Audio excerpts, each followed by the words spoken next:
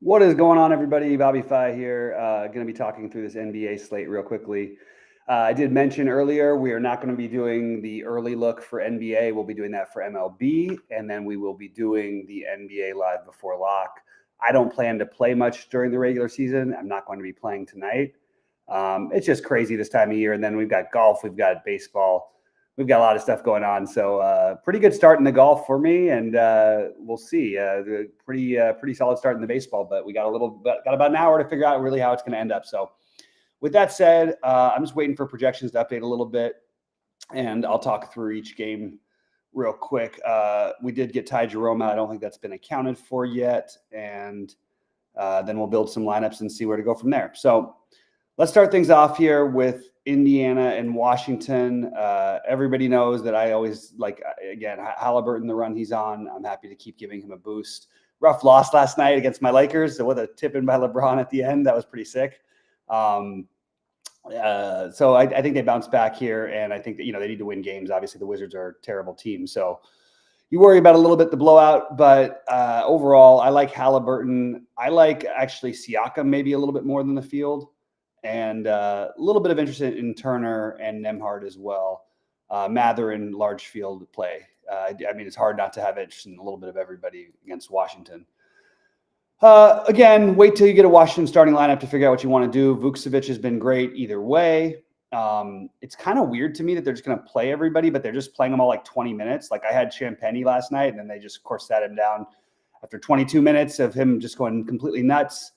Jordan Poole, as I said yesterday, the minutes, where do we have him at? So look, they dropped his minutes finally enough. They got Poole at 27 and a half minutes. Okay, so we'll see, I guess.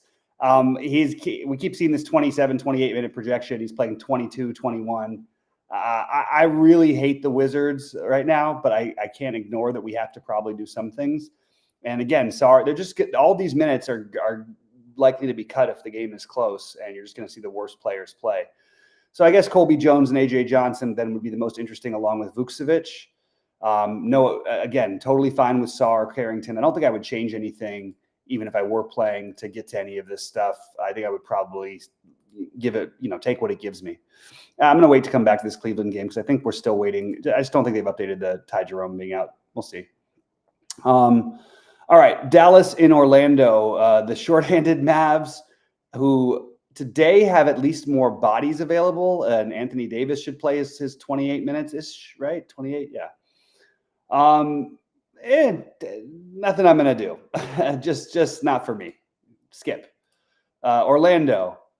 Anthony Black has been awesome. I think we can't totally ignore it, so I will say that Anthony Black is definitely in play for me, and I think it's a pretty decent matchup. I don't love the Wendell Carter play. I do think getting to one of Paolo and Franz, as I mentioned every single day, is usually a good idea. But other guys you can go with today, but I think that both Paolo and Franz are a good spot. I prefer Paolo a little bit, unless, Franz for the savings, but I think Paolo is the right answer for me. Atlanta in Miami. Okongwu, this projection seems a bit aggressive. I don't mind Okongwu, but I don't know that I'd want him at that ownership. So I probably wouldn't be getting there. I don't mind Trae Young here. Again, effective enough. And as always, Dyson Daniels projection is always a little bit low to me, even in not a great matchup. Not a ton of interest there, but certainly considering Trae Young as a possibility, assuming that everyone's a go here. And it looks like they are. So Miami side, the Davion Mitchell, I never know what to do with this thing. I think I would rather play Burks than Mitchell.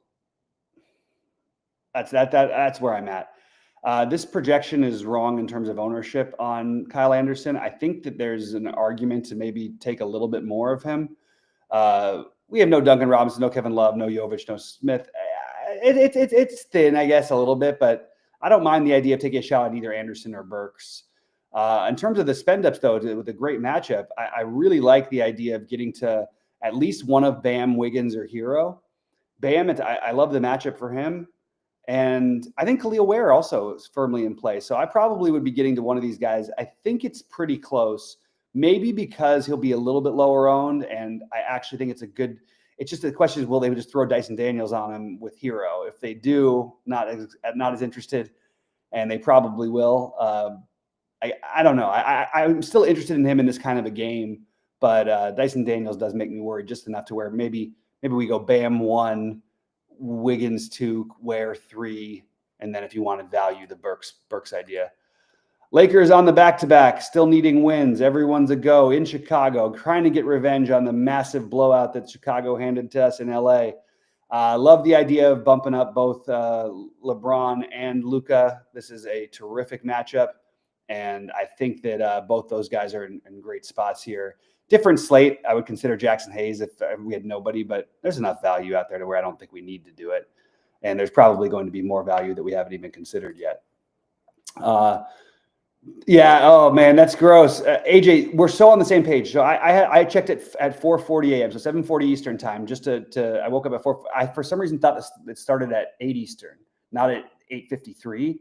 So I actually looked, and I have Taylor Moore. I only have like 8% of them, but I've got a lineup that's like the nuts with Taylor Moore in it, which is kind of annoying. But it's early, and yeah, that's really sucked, man. That's brutal. I feel for you on the Taylor Moore.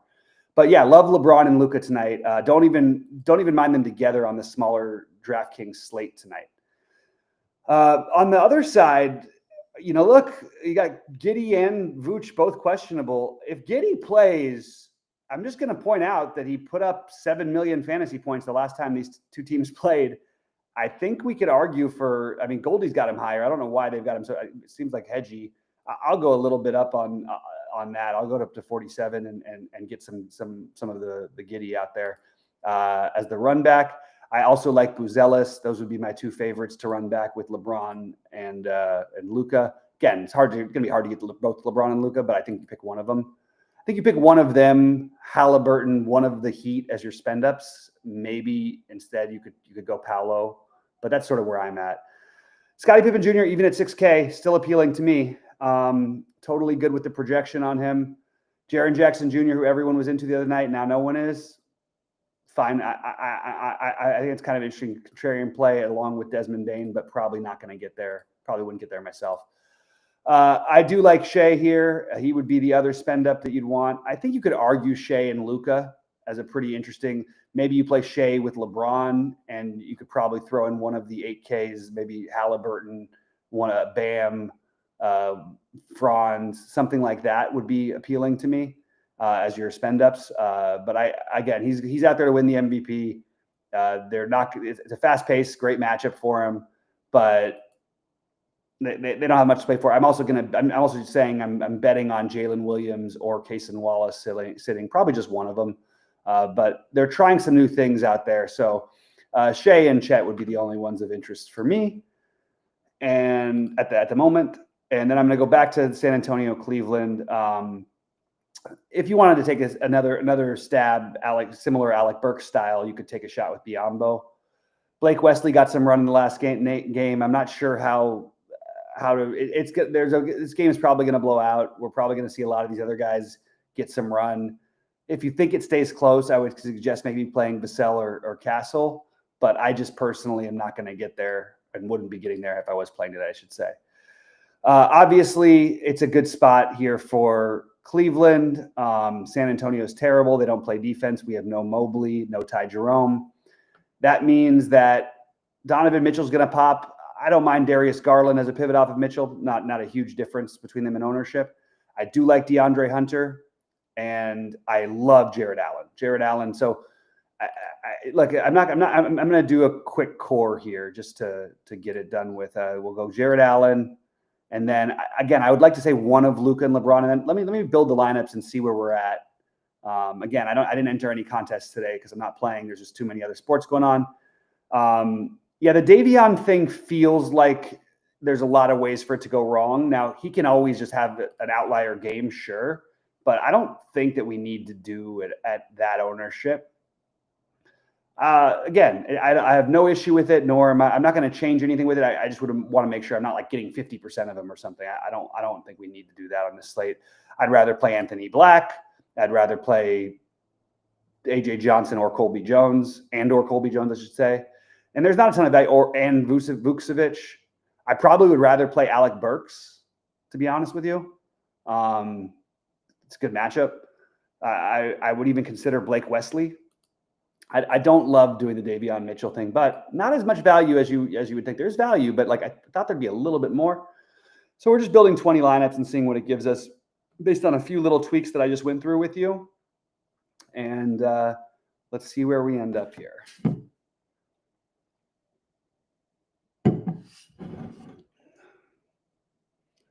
Going.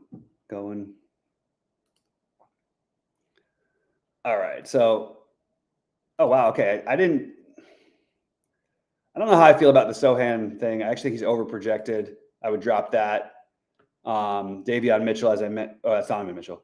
Donovan Mitchell is still, it's fine. I think 40, I think a little lower is probably accurate. Yeah, maybe 44. Do they need him to go crazy here? Probably not. Maybe just leave it at 43, actually. Chris Paul, don't need to do that at this ownership. I think it's like the price is tempting, but the game's got to stay close. And after watching them play Detroit the other night, I felt actually sick to my stomach. It was just so gross. Love the Jared Allen. There's the Bam. And because the lack of value, not getting to the Lakers guys as much as I'd like, and not getting to Giddey. Okay, I am getting to Giddey, excuse me, because the low ownership. But still, I do think that we can rerun this.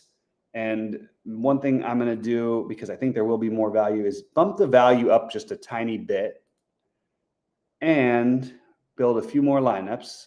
This Colby Jones feels a little bit aggressive already. So, oops, sorry about that.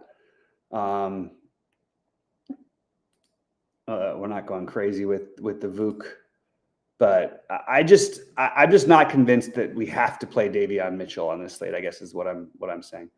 All right, so let's rebuild real quick and see if we can get a little bit closer to what some of the things I was talking about.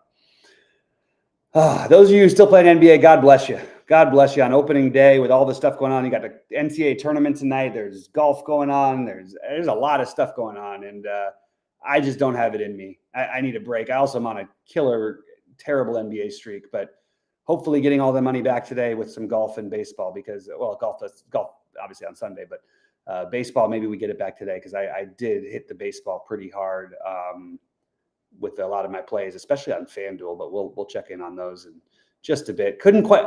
It's just gonna be annoying, the wrong mix of the right. Like I have so much Cedric Mullins and so much Tyler O'Neill, just not as much in the same lineups, and you can only stack 4 on FanDuel, so a little bit frustrated there. All right, let's run the sim. Oh, I can't run the sim. I don't actually have a tournament I'm playing in. What's it going to tell me it's not going to work? All right. So, okay. This feels a little bit better to me. I like this. I can co-sign this as being a reasonable exposure. The Giddey thing might be a reach, but I'll take a reach when the guy just put up 700 fantasy points against me. Look, Giddey is the highest owned. That's only because I bumped him up. You can bump him back down to where Goldie has him. That's probably a good number, 45-ish. But I did want to just point out the fact that I do like him tonight, and I think there's still an excellent chance that he has another big game. These point guards can certainly get to the Lakers. See Josh Giddey. See Tyrese Halliburton yesterday. It's just going to keep happening. All right, let's see where we got. Well, AJ, you should have watched the early show. I literally nailed if you played on FanDuel, I was all over the Baltimore. I loved Zach Wheeler as a pivot. The problem I'm like double the field on Mackenzie Gore, but not enough in my big buy-ins, unfortunately, to get me there. So we'll take a peek back. Hopefully it's still going well. Oh, it is going well. Something's happening. Let's see what we're doing well. And probably golf, though. Yeah, that's a shame. I was hoping it would be something that was more immediate. So it actually some very good golf lineups. Yeah, this is my 333. Let's see what we got going on here. The Bridgman is not going to help anything. The +2, need to have a big day out of him. And we got Minwoo is the one was my highest owned player. Thomas Dietrich was my 3rd highest owned player. Scheffler 2nd. Smalley was my 4th highest owned player. Meisner and Fox, I both have. I think I have like 16 or 17% of each. And they were, my highest owned under 7K, and they both had good days. So a lot of things to root for. Great day, great start to the day for golf over here. Let's see where we're at FanDuel wise. I don't think it's going to be as exciting as it was a minute ago. Yeah, we fell back in the monster. A little bit of a shame. Had some nice lines. See what I'm saying here? What I was talking about. See, I've got the Tyler O'Neill in the 4-man stack, and instead of playing Mullins in that one, of course, I have Mullins in the other one, where I did the mini stack with Westberg. So I could have. There's a lot of ways this could have gone better, but still overall pretty happy with it. I think Wheeler's in line for the win now because I believe Philly scored at the top of the inning. Still not going to be enough to get there. Goldschmidt still sucks as apparently. And yeah, did not get there with my Yankees early stacks. Even Miguel Vargas got there for me. Come on, Yankees. What the hell? It's baseball. It's what happens. And they're all cashing. That's a good sign, I guess. There's obviously still some time left, but not enough probably to get me to the top. But still a strong start nonetheless.